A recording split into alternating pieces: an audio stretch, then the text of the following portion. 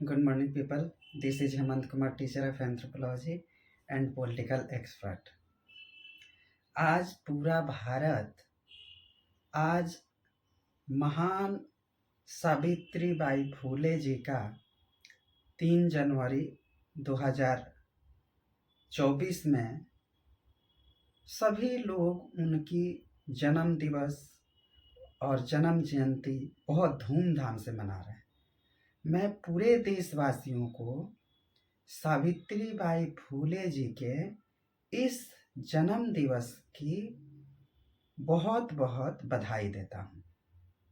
सावित्रीबाई फूले जी का जन्म 3 जनवरी 1831 में उनका जन्म हुआ था महाराष्ट्र का एक नया गांव जिसका नाम है। सावित्रीबाई फूले जी का जो कार्य है, उनका जो समाज के प्रति एक उदार जो नीति है और उन्होंने महिलाओं के लिए जो काम किया, महिला सशक्तिकरण के लिए जितने अपने त्याग बलिदान किया, उसका पूरा देश ही नहीं पूरा विश्व में उनकी बहुत ही आदर और सम्मान पूर्वक उनका नाम लिया जाता है और उनको महिला सशक्तिकरण का भारत में और विदेशों में उनका बहुत बड़ा योगदान है। सावित्रीबाई फूले जी वो महान हस्ती हैं जिसको कोई भूल कर भी भूलना चाहे तो उन्हें भुलाया नहीं जा सकता। सावित्रीबाई फूले जी के साथ जो अत्याचार बचपन से हुए और जब तक वो उनका मृत्यु नहीं हो गया तब तक उन पर जो अत्याचार और दुविधाएं आई, उससे कोई इस समाज का वर्ग अछूता नहीं है। सब कोई उस पे जानता है, मैं उस पे क्या ही बताऊं। परंतु फिर भी आज के जो महिलाएं हैं, आज की जो बच्चियां हैं, उनको प्रेरणा मिले माता सावित्रीबाई फूले जी से। यह हम सुनिश्चित करते हैं कि हमारे इस वीडियो से इस देश की हर एक महिलाओं को बहुत ना बहुत कुछ ज्ञान जरूर मिलेगा। महाराष्ट्र में जन्मी सावित्रीबाई फूले जी एक बहुत ही गरीब और दलित परिवार की बच्ची थे। अगर भारत में देखा जाए तो जो पहला महिला कोई शिक्षक बने वो सावित्रीबाई फूले जी ही बनी। सावित्रीबाई फूले जी महिला केवल शिक्षक ही नहीं बनी, आगे चलकर वो प्रिंसिपल भी रही और जो महिलाओं के लिए उन्होंने काम किया, समाज सेवा किया, उनके भी पूरे भारत और विश्व में बहुत डंका बजा। माता सावित्रीबाई फूले इस भारत जैसे मुल्क में जो उस समय अविभाजित, जिसे अखंड भारत कहा जाता है, उस समय वो महिलाओं का और नारी मुक्ति योजना का एक बहुत ही अच्छा आंदोलन चलाया और उसका नेतृत्व किया। उन्होंने वंचित महिलाओं, दलितों, आदिवासियों, वनवासियों के बच्चे बच्चियों को पढ़ाने लिखाने के लिए बहुत काम किया। समाज सेवा के लिए, खासकर महिला तबकों के लिए बहुत काम किया। जब महाराष्ट्र में एक बार अकाल पड़ा था, उस समय भी माता सावित्रीबाई फूले बहुत प्रमुख भूमिका अपनी निभाई और महात्मा फूले ने जरूरतमंदों के लिए उनके जो सारे दरवाजे थे खोल दिए। धन दौलत, पैसा, खाना पीना, यहाँ तक कि कुएं के अपने जो घर के कुएं थे उनको भी दलितों, आदिवासियों, वनवासियों और देश के समस्त लोगों के लिए उन्होंने खुला कर दिया। सावित्रीबाई फूले जी ने एक बार ऐसा हुआ कि प्लेग की जो बीमारी थी वो पूरे महाराष्ट्र में फैल गई और पूरे देश में फैलने की कगार पे थी। फिर भी जो सावित्रीबाई फुले जी हैं, उन्होंने जो प्लेग से पीड़ित व्यक्ति थे उनको भी बहुत योगदान किया। यहाँ तक कि उन्होंने खुद ही उस प्लेग से पीड़ित व्यक्तियों का मदद किया, स्वयं भी बीमार पड़ी उस प्लेग जैसी महामारी में। अगर हम बात 19वीं सदी की करें या उससे पहले भी करें तो जो सावित्रीबाई फुले जी हैं उनका योगदान बहुत है। 19वीं सदी और 19वीं सदी के पहले हम देखते हैं कि महिलाओं के साथ बहुत अत्याचार हुए। उन्हें हमेशा पुरुष प्रधान समाज से दूर रखा गया। उनको हमेशा पुरुषों के बराबर बैठने का अधिकार नहीं मिलता था।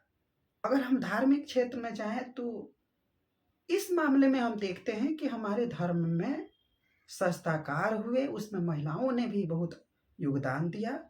परंतु जो ये सदी, जो हमारा धार्मिक रामायण महाभारत वेद पुराण का जो समय था, उस समय में तो हमने महिलाओं को बहुत सम्मान दिया।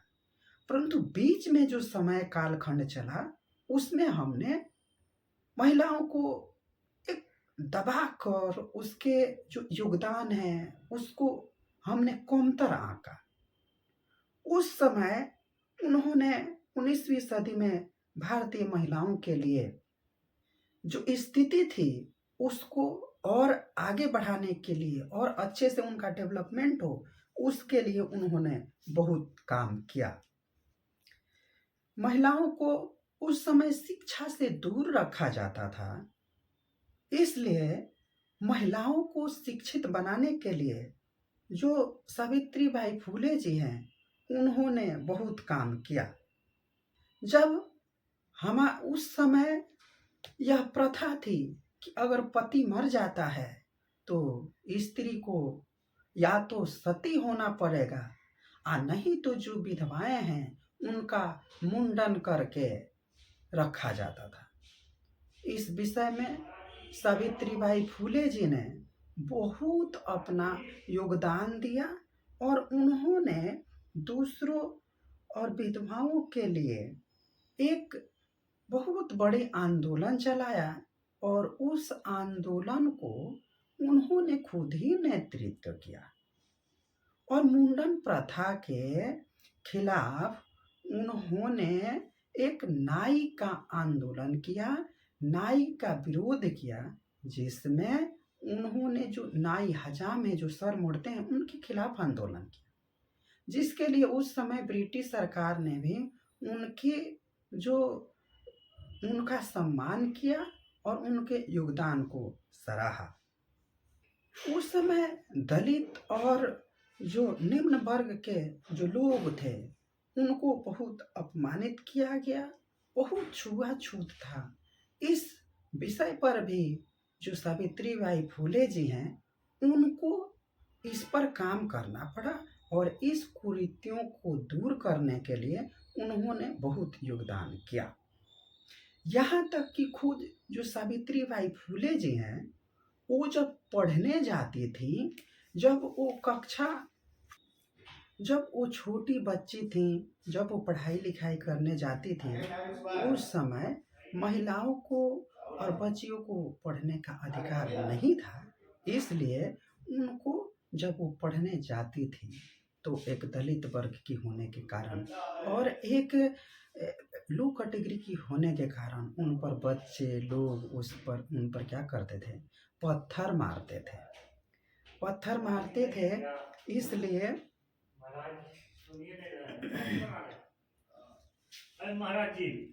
तो जैसे मैंने कहा कि जब वो बचपन में थी, बाल्यावस्था में थी, तो जो जब वो पढ़ाई करने जाती थी, तो जो बाकी समाज के बच्चे थे, बाकी लोग थे, वो क्या करते थे? वो लोग उन पर पत्थर चलाते थे, ईंट डंडे मारते थे और उनको मतलब ऐसे प्रताड़ित करते थे जैसे कि सावित्रीबाई फुले पढ़ ना सके, लिख ना सके। इसलिए उन पर उन चीज़ों का भी उनके मानसिक स्थिति पर प्रभाव पड़ा था, जिसके कारण वो जो समाज थे उनके लिए वो और महिला सशक्तिकरण के लिए वो और अच्छे से काम करना चाहते थे। जैसा कि हमारे समाज में ये पद्धति थी कि बाल्यावस्था में ही शादी हो जाती थी, ठीक उसी पद्धति के कारण ही और उसी पद्धति के तहत ही उनका भी शादी, जब वो 9 वर्ष की थी तो उनका भी शादी हो गया। और शादी किनसे हुआ? शादी स्कूल में पढ़ने वाले 13 वर्ष के उम्र के जो ज्योतिराव फुले थे, उनके साथ उनकी शादी हो गई। उस समय जैसे कि मैंने कहा कि वो कक्षा 3 के ही विद्यार्थी थे। अब इस पर विवाद हम कहीं और लेकर नहीं जाना चाहते हैं कि किसका शादी कब हुआ, किसका शादी कब नहीं हुआ। रामायण महाभारत काल में भी हम देखते हैं तो 5-6 बच्चर और 9 वर्ष के तहत ही सब शादियाँ ब्याह हुई थी। तो उस तरीके से यहाँ तक कि आदिवासी समाज में भी बाल्यावस्था में शादी हो जाती थी। ट्राइबल में हम जब पढ़ते हैं तो उसमें देखते हैं कि कुछ जो ट्राइबल ग्रुप हैं उनमें शादी अ, बचपन में भी हो जाती है और किसी किसी में वो शादी बचपन में नहीं होती है। उसी तरह अगर हम देखें तो सावित्रीबाई फुले जी ने बहुत महिलाओं के लिए काम किया और सावित्रीबाई फुले जी इन सभी दुविधा के कारण अब 9 वर्ष में शादी हो गया, गावना कब हुआ कब नहीं हुआ उस डिबेट में हम नहीं पढ़ना चाहते, मगर यह कहते हैं कि बाकी सारी परिस्थितियों के बाद उन्होंने पढ़ाई कंप्लीट किया और अहमदनगर जाकर जो और उन्होंने पुणे जो है महाराष्ट्र में, वहाँ से उन्होंने टीचर की ट्रेनिंग ली, कैसे पढ़ाया जाते हैं बच्चों को, और इस तरह से उन्होंने अपनी पदवी जो है वो एक शिक्षक, पहली भारतीय महिला शिक्षक बने। बाद में वो प्रिंसिपल भी रही। अब यहाँ पे हम यही चीज कहना चाहते हैं कि आज के जो लोग हैं उन्हें इनसे क्या क्या सीखनी चाहिए और क्या क्या और अपने जो सीखे हैं उसमें उपलब्धि पानी चाहिए। जब 1848 में पुणे में उन्होंने पति के साथ मिलकर 1848 में उन्होंने कई लड़कियों के लिए स्कूल खोले। ये जो फूले जी हैं और सावित्रीबाई फुले हैं, उनका कामियों का हम वर्णन कर रहे हैं। उन्होंने ये लड़कियों के लिए स्कूल खोले। उन्होंने लगभग 18 बालिकाओं के लिए स्कूल खोले। उन्होंने विधवाओं के लिए बहुत काम किया। जैसे मैंने कहा कि विधवाओं का मुंडन होता था, उसके खिलाफ उन्होंने आंदोलन किया और उसके लिए उनको ब्रिटिश सरकार से बहुत मतलब उनको प्रोत्साहन मिला। उन्होंने विधवाओं के दुखों के खिलाफ में हड़ताल किया और उसका नेतृत्व सावित्रीबाई फुले जी स्वयं ही कर रही थी। मुंडन ना हो इसकी भी उन्होंने पुरजोर तरीके से विद्रोह किया। यहाँ पे एक बात हम छोटी सी थोड़ा सा जो डिबेट है उसको हम किसी और एंगल में मोड़ना चाह रहे हैं। देखिए, सनातन हिंदू धर्म हो चाहे बाकी और धर्म हो, उसमें हम देखते हैं कि बाकी धर्मों में हलाला की पद्धति है या अपने अब्बू से, भाईजान से, चाहे इस तरह के लोगों से शादी करने का भी प्रचलन है। तो उस तरीके से अगर हम देखें तो एक तरह से इस धर्म में ठीक ही था कि सती हो जाए। हालांकि हम उस समय सती होने और इसका हम कोई सब को हम मानते हैं कि गलत है, परंतु ये पद्धति नहीं थी, उससे तो ये बेटर ही था ना। तो यहाँ पे उस विवाद को हम यहीं पे रोक देते हैं। इन्होंने महिलाओं के लिए, विधवा महिलाओं के लिए, दुखी महिलाओं के लिए आश्रम भी बनाए और उस आश्रम में सब तरह की चीज़ों का उन्होंने व्यवस्था किया, जिससे महिलाओं सशक्तिकरण में बहुत योगदान मिला। ब्रिटिश ने सम्मान किया, इसकी बात हमने बहुत पहले ही कह दिया था। उन्होंने जो उनके घर के कुआं था, उस कुएं को दलित और निम्न वर्ग के लोगों के लिए पूरा ओपन कर दिया, पूरा खुला कर दिया कि दलित समाज और निम्न परिवार और विधवा महिलाएं आकर उनके घर से पानी ले जाए और पिए, अपना काम धंधा करें। जबकि ऐसा करना उस समय बहुत मतलब कठिन कार्य था। उस काम को ज्योतिबा फूले ने किया, सावित्रीबाई ज्योतिबा फूले ने किया। 18 से तक स्कूल खोले उन्होंने बालिकाओं के लिए।